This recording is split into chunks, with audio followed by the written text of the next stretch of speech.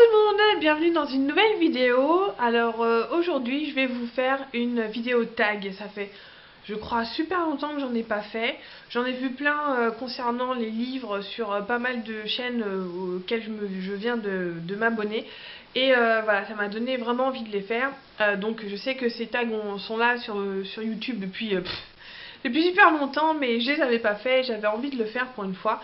Donc alors aujourd'hui je vais vous faire le tag de mes habitudes de lecture que j'ai vu sur la chaîne de Il n'y a qu'un pas de Noémie. Donc je vais vous mettre sa chaîne si vous ne la connaissez pas déjà, sa chaîne en barre d'infos. Et j'y vais tout de suite, allons-y. Donc alors, la première question, est-ce que tu as un endroit préféré chez toi pour lire ? Alors, chez moi, en général, je lis dans mon lit parce qu'en fait, j'ai un canapé, si on peut appeler ça un canapé, c'est un vieux futon qui doit facilement approcher des 10 ans et il a un petit peu souffert, on va dire, on n'est pas très bien assis dessus, du coup, quand on n'est pas très bien assis dessus, on n'est pas très bien assis pour lire non plus. Donc là, on est en attente d'un nouveau canapé, j'ai hâte qu'il arrive parce qu'à mon avis, il sera largement plus confortable. J'ai hâte qu'il arrive. Donc voilà, pour l'instant c'est au fond de mon lit, bien calé entre des coussins, avec ma peluche d'appât sur les côtés, et puis voilà quoi. Alors, marque-page ou n'importe quel morceau de papier. Alors, en général, non, c'est plutôt marque-page pour moi. En fait, il s'avère que j'ai, avec mon groupe, mon collectif de dessineuses, avec qui je fais notamment la Japan Expo. En général, j'ai un stand à la Japan Expo depuis maintenant 4 ou 5 ans. Donc on s'appelle De Cap et de Geek. Et notamment, un des trucs qu'on fait, c'est on fait nos propres marque-pages. Donc je vais vous montrer éventuellement ce qu'on fait. Donc en fait on a pas mal de marque-pages. Alors ça c'est un petit peu ceux que j'ai récupérés. Donc vous voyez j'en ai, j'ai tout un éventail. Je vais peut-être vous montrer du bon côté. En fait on a des trucs, voilà, il y a du Star Wars, il y a du Avatar, on a fait quoi encore, Méduse, des mousquetaires, je crois que ça c'est quoi, c'est Richelieu, du Docteur Who évidemment, et en fait on les fait nous-mêmes, c'est moi et Sophie qui les dessinons et qui les imprimons, qui les plastifions, etc. Donc en fait j'ai une toute une galerie comme ça de marque-pages, je peux justement les utiliser vraiment comme je veux. Sinon après quand j'ai un peu la flemme d'aller chercher un marque-page dans ma petite cachette à marque-page là-bas, en général ça va s'avérer être peut-être une carte à jouer ou alors une carte magique qui traîne quelque part. Donc voilà, en général c'est ça. Alors, est-ce que tu peux t'arrêter de lire n'importe où dans le livre ou dois-tu attendre la fin d'un chapitre ? Alors ça dépend un petit peu de mon état de fatigue.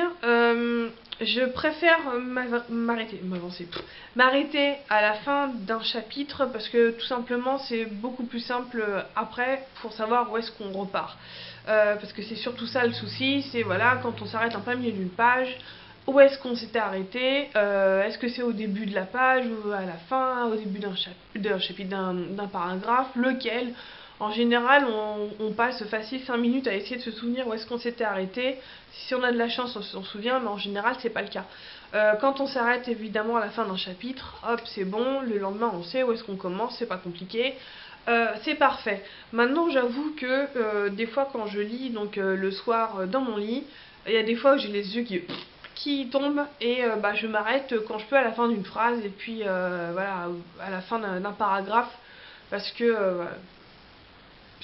j'arrive pas, quand je vois qu'il reste encore 10 pages pour arriver à la fin du chapitre, je me dis bon bah tant pis, on s'arrête là, on verra demain quoi.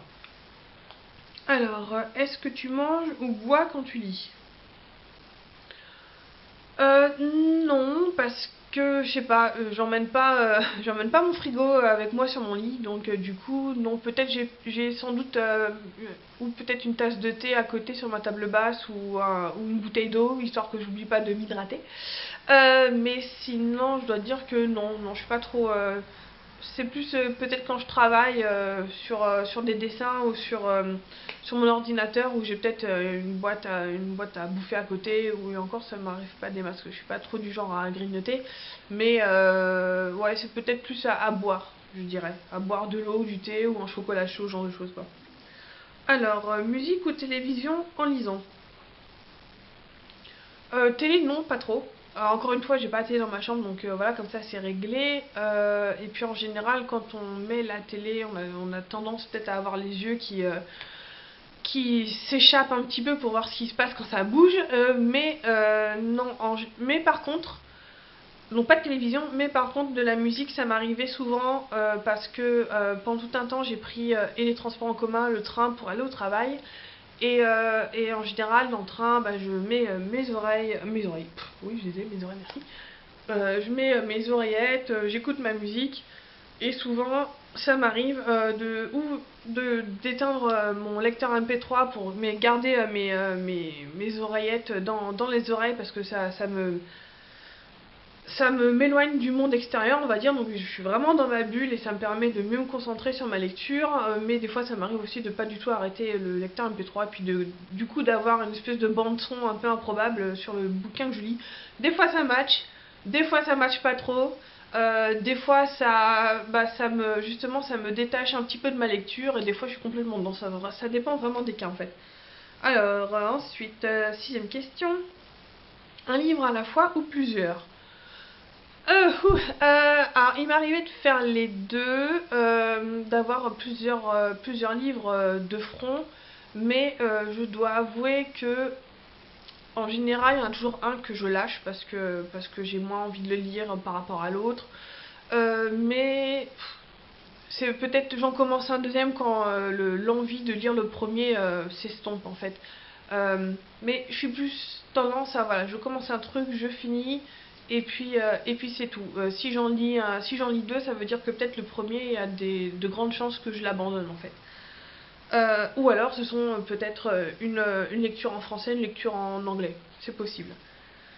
Lire à la maison ou ailleurs? Bah, un petit peu les deux. Quand j'allais au travail en train ou dans les transports en commun, dans le bus, etc., là, oui, évidemment, je lisais en dehors de chez moi. Euh, et c'est souvent là où je lisais le plus souvent parce que bon, bah, quand on a 45 minutes de train, bon, bah, on a 45 minutes pour lire en fait. Donc, du coup, voilà, c'était une façon de lire en dehors de chez moi et de lire beaucoup du coup. Et sinon, lire à la maison, évidemment, comme je vous dis, lire au fond de mon lit. Huitième question. Lis-tu à voix haute ou en silence dans ta tête? Je crois que ça m'est jamais arrivé de lire à voix haute pour moi-même. Ça m'est déjà arrivé de lire à voix haute, de lire par exemple une nouvelle que j'avais adorée, je voulais la faire connaître à mes sœurs par exemple. Ça m'est déjà arrivé donc, du coup de la lire à voix haute. Mais sinon, pour moi, non, je lis en silence dans ma tête quoi. Est-ce qu'il t'arrive de sauter des pages ou même de jeter un coup d'œil plus loin dans le livre? Alors, de sauter des pages, oui, ça m'est déjà arrivé. Il y a des fois des chapitres que je trouve qu'il se passe rien, ça raconte, ça brasse du vent. Et c'est un peu.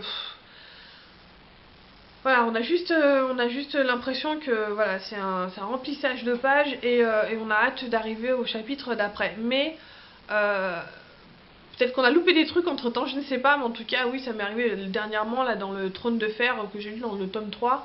Il y a eu deux chapitres qui m'ont fait un petit peu suer et du coup je les ai un peu lus en travers, avancé pour voir quand même pour voir si j'allais louper ou non quelque chose, et puis en fait non.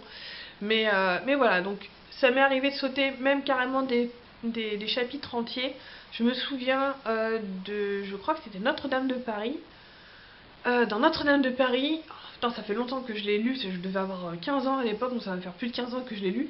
Et en fait, il y a un chapitre entier sur une description de Paris, et un autre chapitre entier, donc 15 ou 20 pages, de description totale sur Notre-Dame en elle-même.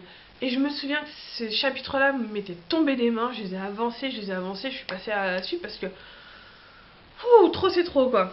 Voilà. Ensuite, casser la tranche ou la garder intacte. Oh, je crois que ça c'est logique. J'essaie de la garder intacte.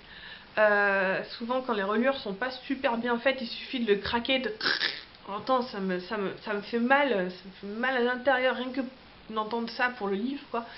Et il m'est déjà arrivé comme ça en ouvrant un livre que donc la craquure, enfin la craquure, n'importe quoi, la tranche comme ça craque et s'ouvre et du coup la colle tient pas bien et j'ai des pages qui se barrent. Et ça, il n'y a rien de plus énervant d'avoir un livre neuf. Souvent, c'est les comics, les TPB, les trade paperback. Je sais plus lesquels j'avais acheté, je crois que c'était Rising Star ou peut-être. Ouais, je crois que c'était Rising Star.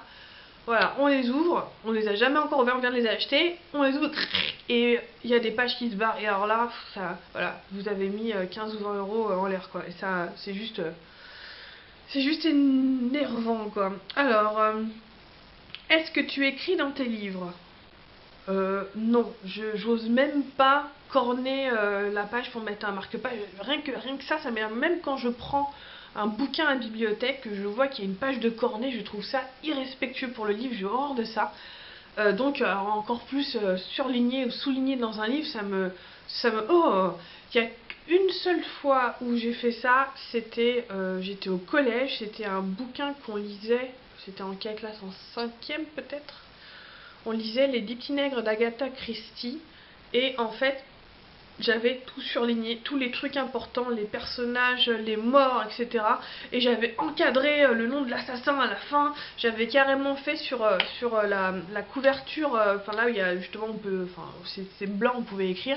J'avais fait la liste de tout le monde, tous les gens tous les morts en fait, dans l'ordre de leur mort et comment ils étaient morts. Et puis j'avais entouré du coup le coupable et tout. Et ce qui fait que ce bouquin-là, quand éventuellement j'ai une de mes sœurs qui avait voulu le lire et elle a pas pu le lire parce que bah voilà tout était tout était cramé dedans quoi. Donc voilà, c'était un petit peu la seule fois et la dernière fois que j'ai fait ça quoi. Voilà, donc c'était 11 questions. Si ça vous intéresse de le faire, n'hésitez pas, je vais vous mettre les questions dans la barre d'infos. Si vous voulez poster votre vidéo en réponse à ce tag là, n'hésitez pas, au contraire, ça me ferait super plaisir de voir un petit peu quelles sont vos réponses.